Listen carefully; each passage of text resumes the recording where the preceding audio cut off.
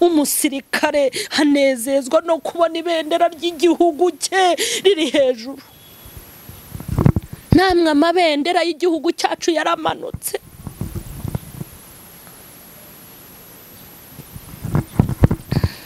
Amabendera y'igihugu cyacu yaramanutse.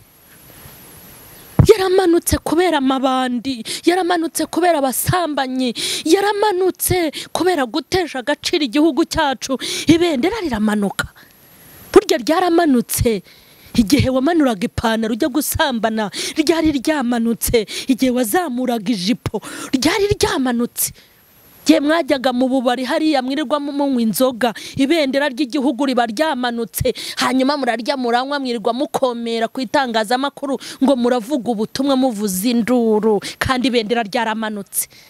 Uzi ko buryo urufite urukundo ukumva ugize urukundo rwo kurwanira ishyaka igihugu cyo mu ijuru kugira ngo wamamaze ubutumwa. Mbibutse ko ubu butumwa dutanga ni ubutumwa buzura, ni ubutumwa buzahura, ni ubutumwa buhindura, ni ubutumwa bukiza, twebwe Mana turagushimye kubw'uyu munsi w'umugisha n'umumaro uduhaye.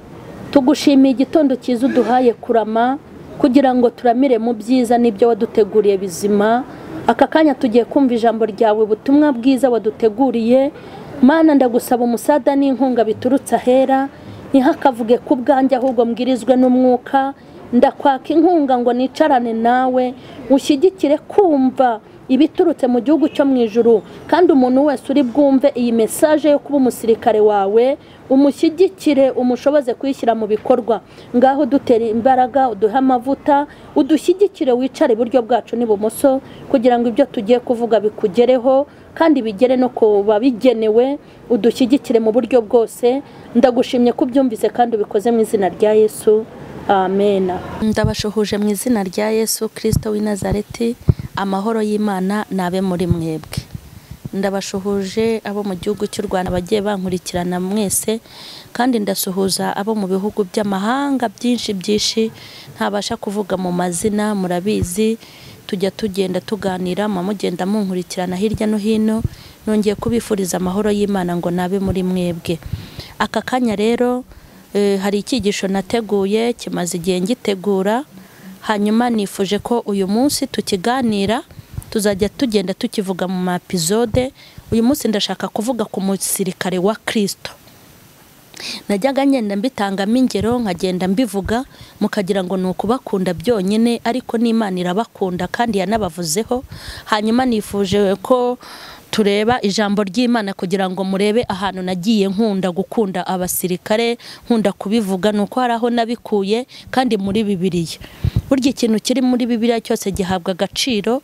Ndi buvuge ku musirikare wa Kristo, ariko nzajya mbisanisha n'umusirikare wo mu buryo busanzwe. Mu buryo busanzwe abasirikare barwanirira igihugu, kubera ko iyo umuntu yigisha abantu bamwe benshi b'umubiri gusa, ashyiramo n'ingero z'umubiri kugira ngo barusheho kumva no kumenya.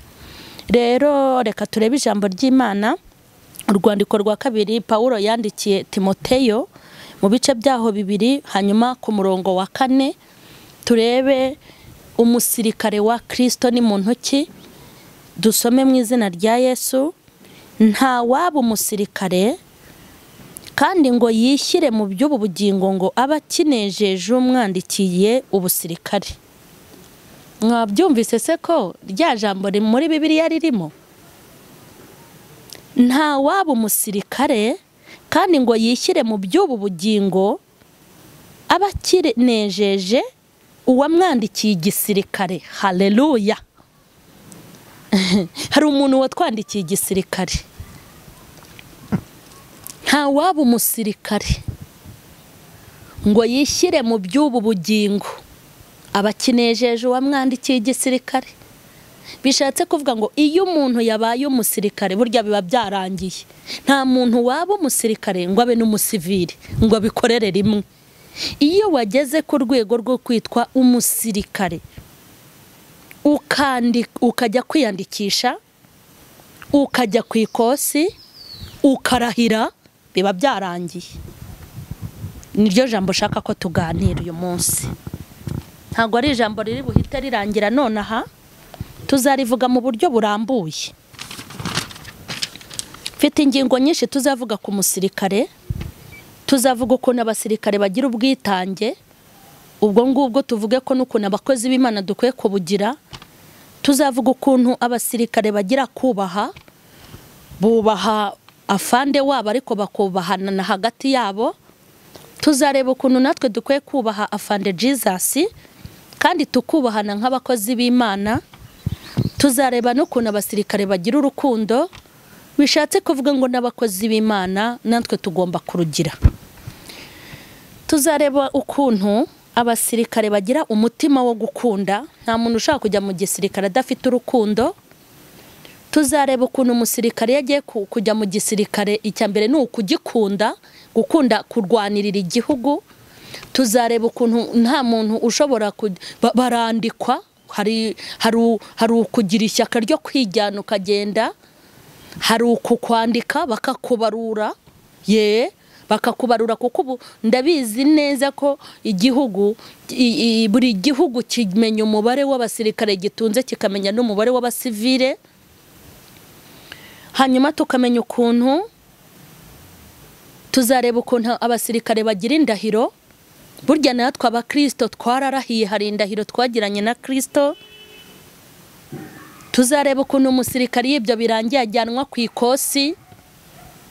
Burya natwe uyu musirikare wacu afande Jesus hari ikosi ajya dukoresha. Tuzareba ukuntu amanyenyeri, abasirikare bagenda bahabwa amanyenyeri bitewe nuko bitwaye ku rugamba. Kandi burya hari amapeti wenda bashobora kubambikira ku ikosi, hari nayo babambika bageze ku rugamba. Kandi burya amanota aboneka ku ikosi, umuntu ugira amanota ku ikosi niyo ageze ku rugamba arayagira.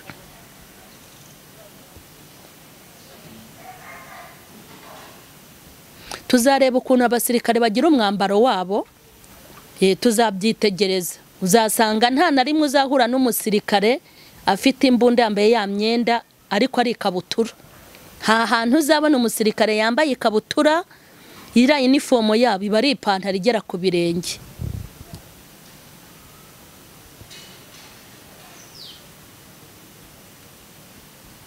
Kandi tuzareba impamvu bagira umwambaro ukomeye.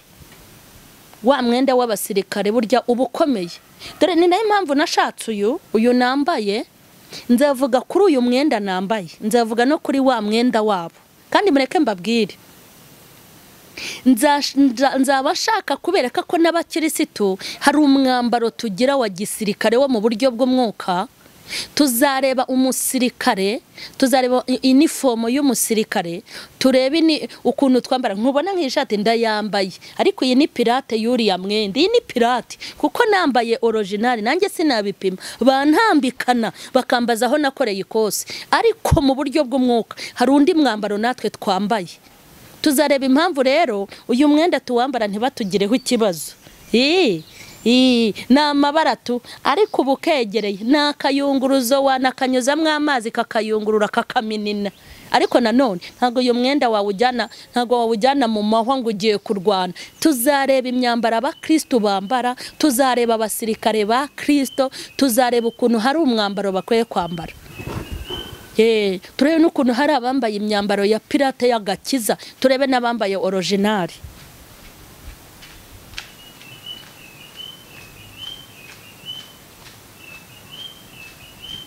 Tuzareba ukuntu umwambaro wa gisirikare bawambara bari mu kazi.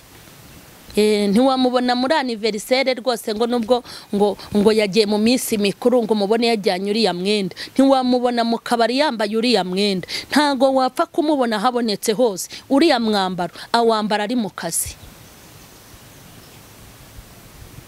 Tuzareba ukuntu umusirikare iyo yicaye mu basivili aba ari kubabwa.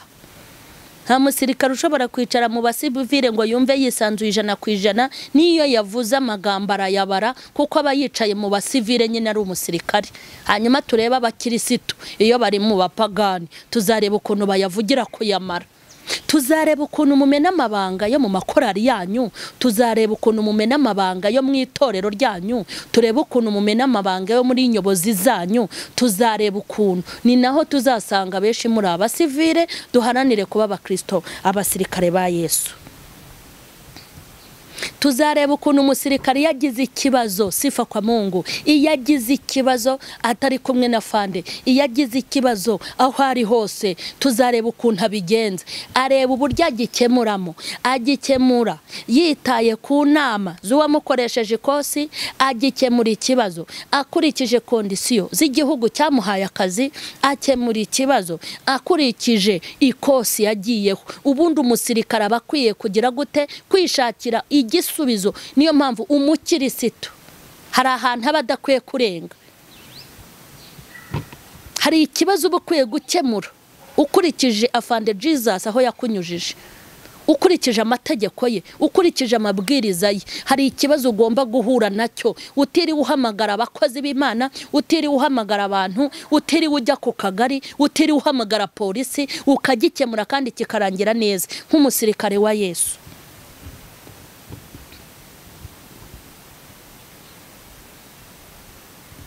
Tuzareba ukuntu umusirikare abaho ariko akabaho mu nyungu z'igihugu. Umusirikare aberaho inyungu z'igihugu cyamwangaje kandi nawe akemera kugikorera. Ntago umusirikare aba mu nyungu z'abana be bonyine, aba mu nyungu za rusange abana b'igihugu, ntago aba mu nyungu z'umugore we, aba mu nyungu z'abagore bose bo mu gihugu, ntago aba mu nyungu z'umuryango we, aba mu nyungu z'imiryango mu gihugu. Ntago umusirikare aba mu nyungu aba mu nyungu za rusange. Tuzareba rero abitwa abakozi b'Imana ukuntu muba mu nyungu zanyu ku giti cyanyu, ntibumube mu nyungu z'ijuru cyangwa z'Imana yabahaye akazi.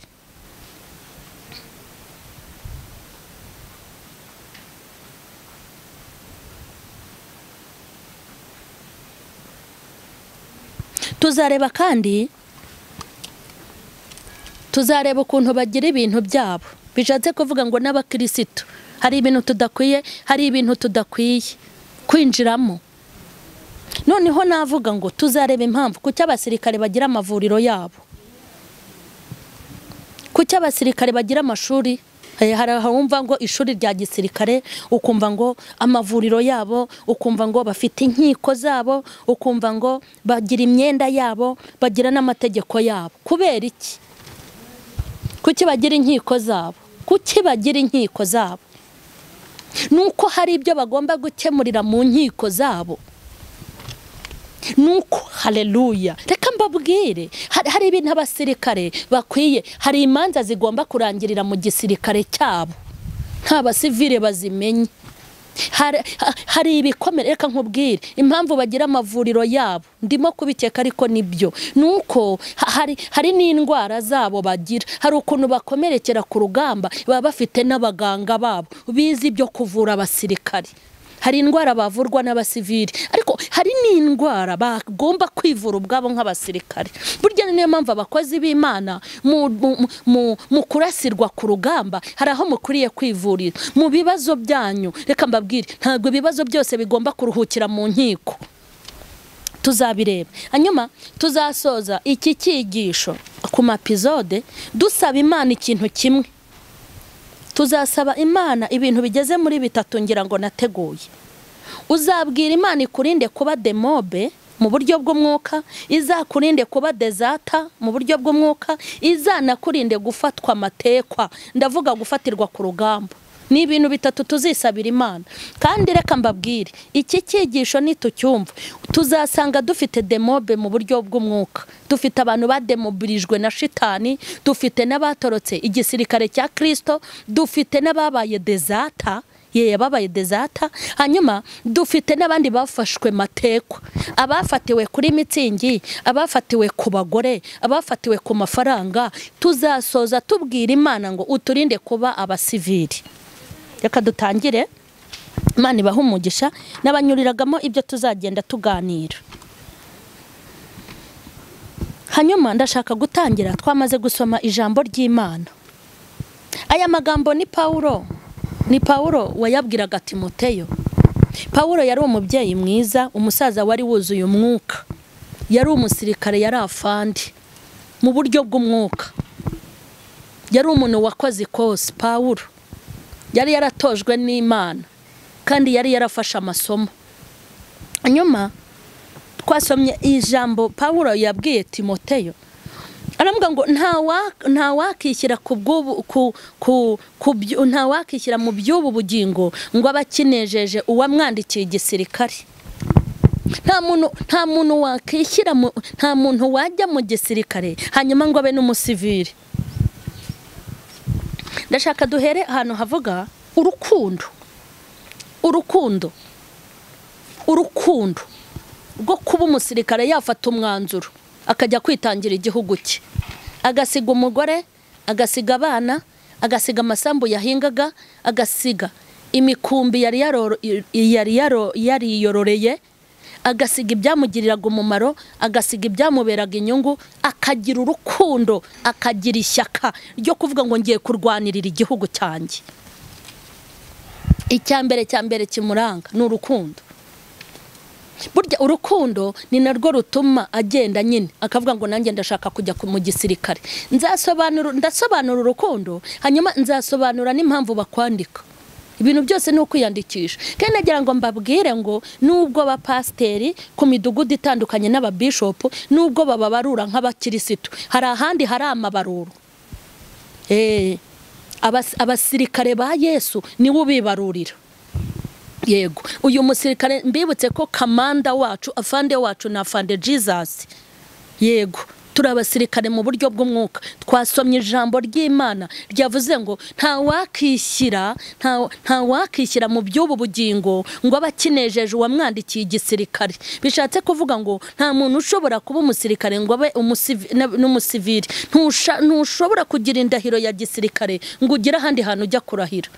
Ikintu gishobora kubikwereka nuko iyo umuntu yabaye umusirikare n'ibintu byose akoramo biba ari ibya gisirikare. Nta muntu waba umusirikare ngo abe n'umusivili, ntago byakunda.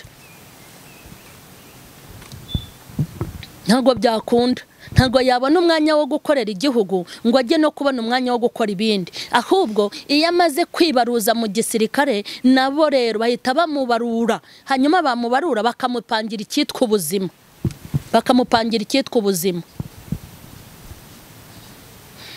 Abanza rero kugira urukundo. Hari ibintu bikwiye kuturanga abakozi b'Imana. Dukwiye kurangwa n'urukundo. Kandi burya urukundo bagira, iyo urukundo hari ibintu rurenga.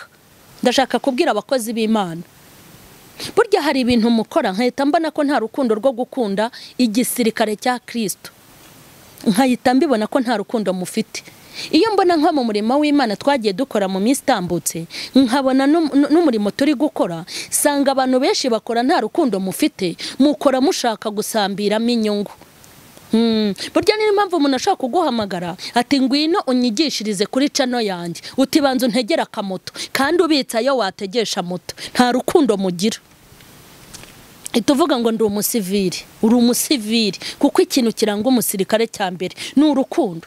Urukundo rutaba yabyaye. Muzi ukuntu dukunda abana, ariko urukundo rutuma atareba ko afite abana, rugatuma atibuka ko afite umugore, ntago yibuka abo bavukana. Abafitiye urukundo igihugu kuruta umuryango we, kandi no mu masezerano basezerana. Buretse hari ijambo nzabasomera Yesu yivugiye ubwe. Yarivugiye ati rero umuntu ushaka kunkurikira ntiyange papa we, ntiyange mama we, ntiyange se, ntiyange nyina, mbese yavuze kwanga so na nyoko, babivuze ngo nawe no kwiyanga, ngo ntago ushobora kunkurikira. Umusirikare rero ikintu agomba gukora cya mbere ni ukutikunda. Kubera iki? Niyo agiye ku rugamba, agiye kurwanirira igihugu, ntago aba afite gahunda yuko azagaruka. Bishatse kuvuga ngo adafite urukundo ntago yagikora. Umukirisitu, umukozi w'Imana udafite urukundo ntago yabasha igisirikare cya Kristo. Urukundo rushobora kugutegesha moto uzi yuko aho ugiye batari bo yagusubize. Nurwo rukundo Yesu ashaka, n'abasirikare nk'aba ashaka. Ntago ashaka babandi nabonye mukozi w'Imana ufite ijambo nifuzaga kuza kwigisha, ubundi kuvuga cyane kuko arizo zigezweho, isengero zirafunze. nifuzaga kuza rwose twabonye ufite ijambo ry'Imana ukaza kutwigisha kuri iyi cano, hanyuma urampa ngahe? Ye baba data we, siviriyane wowe uri umusiviri, nta rukundo ufite rw'umurimo. Uzi ko buryo urufite urukundo ukumva ugize urukundo rwo kurwanira ishyaka igihugu cyo mu ijuru kugira ngo wamamaze ubutumwa. Mbibutse ko ubu butumwa dutanga ni ubutumwa buzura, ni ubutumwa buzahura, ni ubutumwa buhindura, ni ubutumwa bukiza, twebwe turwana igisirikare cyo mu mwuka, hanyuma tukanavura abantu mu buryo bw'umwuka, tukanabitangira mu buryo bw'umwuka. Kubera iki? Ubonye itere turiho hari ahantu twanyuze, kandi mu mibabaro y'ibyo twanyuzemo niho twasanze ibyo kurya by'umwuka turabibazanira. Iyo tutababara nta biryo tuba dufite, iyo tutanyura mu ntambara ngo tunyure ku ikosi tubabare ntabwo twari kubona ibyo tubaha. Umusirikare wa Kristo niwe ndi kuvugaho. Nababwiye ko nzajya nkoresha ingero z'igisirikare cy'umubiri kugira ngo mubashe kubyumva, kuko uyu muntu nyine yigisha abanyamubiri akoresha inyigisho ingingo ndetse n'ingero z'abanyamubiri kugira ngo abantu barusheho kumva. Nahereye ku kintu bita urukundo.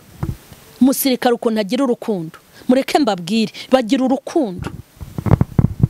Njye mbona ukuntu abasivile, reka mbabwire, rya jambo twasomye ijambo rivuga ngo nta wakishyira mu by'ubu bugingo ngo bakinejeje uwamwandikiye igisirikare. Niryo jambo twasomye hariya. Ubundi hari ibintu iyo wamaze kwitwa umukozi w'Imana hari ibintu utagomba kuvuga. Uzi umuntu bahamagara, mukozi w'Imana rwose twagushakaga ngo ejo uzaze kutwigisha. Kuki mutanteguje? Baguteguza kuki? Umusirikare aho bavuze ngo byakomeye ahita kubitamo agahita agenda. Hari n'abarara na bote, we ngo baguteguza ibiki? Umusirikare ararana n'imbunda. Bibiliya we ntibiri iruhande rwawe? Mwagombaga kumbwira mbere y'igihe. Ibyo ni iby'abasivili. Ubu se ko hano twabonye ngo umusirikare wa Kristo, wigeze wumva aho nsoma umusivile wa Kristo? Waba umusivile gute se? Kamanda wacu afande Jesus bakubwiye ko ari umusivile? Baguteguze wowe. Umusirikare aho rukomereye niho ahita afatiraho. Naho we ngo nk'ubu sinateguye imyenda ariko koko muri abasivile. Imana idukiza ubusivile, iduhe kuba abasirikare ba Yesu. Mugomba kunteguza nyuma y'iminsi nk'itatu. Bakubwiye ko ujya guhangana n'abadayimoni, ugiye ku rugamba rwo guhangana na shitani, ugiye kwica abadayimoni mu iteraniro, ngo baguteguze. Ubwo rero ubutaha mujye munteguza, sinabiteguye. Nta musirikare wa Kristo umera gutyo. Uzi ukuntu Imana yujuje abasivili, ariko ni mubyihorere, ni muhumure. Imana iri gutoza abandi. Utagira ngo ni wowe wenyine. Imana iri gutoza abasirikare mu buryo bw'umwuka. Iri kubatoza abiri gutoreza Fayisari, abiri gutoreza hariya CHK.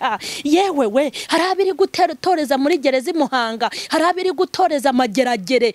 Iri kubatoza. No muri iyi corona hari abo yatoje. Hari abo yatoreje ku bushomeri, hari abo yatoreje mu miryango, hari abo yatoreje mu mibabaro. Imana ifite igisirikare gikomeye, izabirukana, izabasezerera, kandi nibirukana nta n'imperekezi izabaho. Mukozi w'Imana tugushaka mu giterane, muzampa ngahe? Ibaza umusivili, bazaguha ngahe? Burya iyo ubonye ubwitange bw'abasirikare n'urukundo bagira, ubona bakorera amafaranga. Ntago bakorera amafaranga kandi bakunda umurimo wabo. Urukundo bagira n'ubwitange nzabuvugaho cyane. Nzibanda ku rukundo n'ubwitange, kandi nzibanda ku mwambaro wa gisirikare. Nababwiye ko uyu nzajya mora mwambaro ukonje muri iki kiganiro. Uyu nakayunguruza. Nzababwira ukuntu abakristo bafite imyambaro, imyambaro yabo. Baramutuka gacika, bamuvuga nabi ukabura acitse. Ntago bafite umwambaro ukomeye. Bamureba nabi ukabura acitse, bamubeshyera ukabura acitse, bamuhimbira ukabura acitse. Hari imyambaro y'abakirisitu mu buryo bw'umwuka, ku buryo bagutuka ntumenye, ukagira ngo bakuririmbiye. Banakuvuma ukagira ngo bari kuguhesha umugisha. Ndashaka mvuge ku rukundo. Umuntu agomba kugira urukundo. Urukundo bagira rero nirwo rubatera kujya kurwanirira igihugu. Umukozi w'Imana agomba kuba afite urukundo. Kandi urukundo ugira, ntago ugomba kugira urukundo rwo kwirwanaho. ntabwo ugomba kugira urukundo rwo kwirwanaho, ntugomba kugira urukundo rwo kwirengera bya bintu byanyu. Uzi ukuntu mwagaragaje ubusivire muri iyi minsi itambutse, insengero zitarafungwa, mwari mwarasigaye muzi aho mugomba kubwiriza naho mutajya. Ese iyo umusirikare bamubwiye gutabara, arobanura aho agomba gutabara? Apfa kuba bavuze ngo najya gutabara, ajya gutabara atarebye akarere, ajya gutabara. Niyo bamwimuye bakamwimura, ntabwo avuga ngo mumvanye Kigali munjyanye muri Nyungwe. Afande amubwira ko agomba kwimuka, ava imbere ya Afande agira atya gusa ati ibyo uvuze Afande ngiye kubikora. Ntabwo baba bameze nkamwe. Wigeze se ubona umusirikare bakuri Nyamirambo bakamujyana muri Nyungwe akajya kurira ngo agiye mu mbeho? Hanyuma se wowe ujya gupanga imidugudu uzajya wigisha uti ngo mu cyaro bagutumiye ngo batanga makeya ntiwajyayo? Ngo niyo ugiye bakuraza ku musambi wa musivire, uri umusivire. Imana iduhe kuba abasirikare ba Kristo. Ngo uzajya ujya kubwiriza Nyarugenge niho batanga menshi, ngo uzajya wigira mu Gatenga, nta soni ufite? Ugiye gutabara, ugiye kwica abadayimoni, ubicisha amasengesho, ubicisha umwuka wera, ubicisha ijambo ry'Imana. Ahantu hose ugomba kubica, aho bamuguhamagaye ugomba kugenda. Ubu muzi abapasiteri batanga makeya n'abatanga menshi, muzi imidugudu izi kugabura neza no kugabura nabi. Mujye mwibaza impamvu Imana yabaye yegetseho isengero, mubitekerezeho. Nimusubirayo uzabwira Imana ngo umpe kuba umusirikare. Abakozi b'Imana mugomba kugira urukundo, muri abasirikare ba Kristo. Baguhamagare ngo turashaka kuza kubwiriza, uti ndabona habyutse nabi, ubanza imvura igiye kugwa. Nta musirikare utinya igitumbiko cy'imvura. Nta musirikare utinya igitumbiko cy'imvura. Imvura yagwa, izuba ryaba, ntacyo biba bimubwiye. Uburinzi bwe ababugumyeho kubera urukundo baba bafitiye igisirikare. Nzabasobanurira impamvu babandika. Iyo wiyandikishije mu gisirikare eka ngubwire, iyo bagukubise ku ikosi ntuvuga uti biracanze Afande ndagiye, bigeze hagati ntibashobora kukwemerera. Ahubwo ikintu ukora ubadezata nyine, utoroka igisirikare. Ariko iyo bagufashe, natwe twariyandikishije, byararangiye rega, byararangiye. Ese uzi impamvu batakwemera kugenda Kenyege? Ni ukubera ibyo baba baragutanzeho. Hanyuma iyi Imana yadutanzeho bike. Uzi ukuntu Imana yabakuye mu kabari mureba? Imana yabakuye mu bapfumu musamute. Ntimwaje mwarakanuye amajisho mutaryama ngo musinzire, ibyaha byarabishe, mwarabaye babuzizi, mwarataye pose na pozisiyo. Imana yagutanzeho inote, yagutanzeho uburinzi. Uzi ingabo yohereje ngo zikurinde.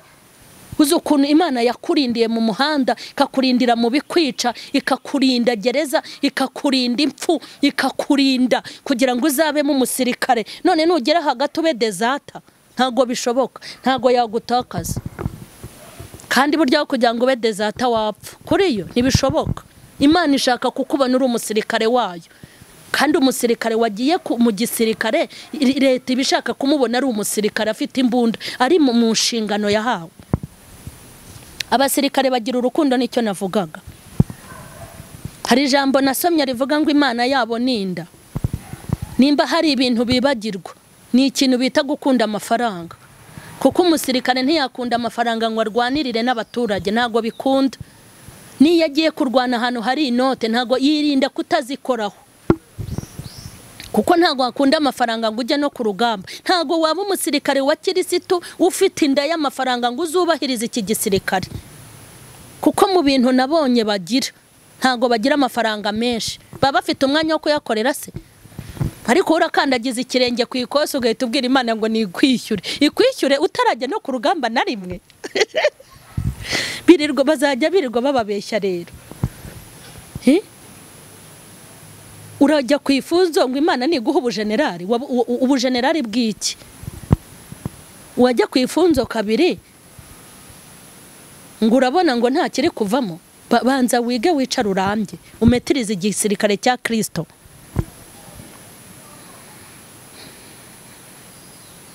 Nta musirikare ushobora kuvuga ngo imvura irakubye. Nyese ko mwajyaga mubabona ku muhanda, wigeze ubona imvura ikuba kirukankana namwe? Ntusanga ari twe twateruye amajipo abandi bateruye ibitenge turi kwirukanka ugasanga aracyahagaze? Nuko ari umusirikare. Ariko wowe utinyuka ugere mu rusengero saa 5 ngo urumva unaniwe, ugere mu rusengero saa 6 kandi uri umuririmbyi kandi korari igomba kwagera saa 3. Niba kubwire kujya kurepeta uti mbega izuba we utise ubu ndahaterera koko kandi uri umusirikare. Birababaje. Abasirikare bagira urukundo. Abasirikare bagira urukundo. Iki kintu cy'urukundo tuzakivugaho ibintu byinshi. Urukundo rero bafite rurenga byinshi. Rurenga gutekereza ko bafite abana, rurenga gutekereza ko bafite imiryango. Nta musirikare ujye uvuga ngo runaka ngo twaraturanye none yujuje etaje. Ifiyeri ry'umusirikare nuko ajya ku rugamba agatsinda. Haleluya, haleluya. Ifiyeri ry'umusirikare nuko ubona ibendera ry'igihugu rizamuye. Haleluya. Ntabwo umunezero w'umusirikare uba ku mataje afite, ntabwo uba ku mamodoka afite, ntabwo uba ku nota abitse ku makonte. Umusirikare hanezezwa no kubona ibendera ry'igihugu cye riri hejuru. Namwe amabendera y'igihugu cyacu yaramanutse.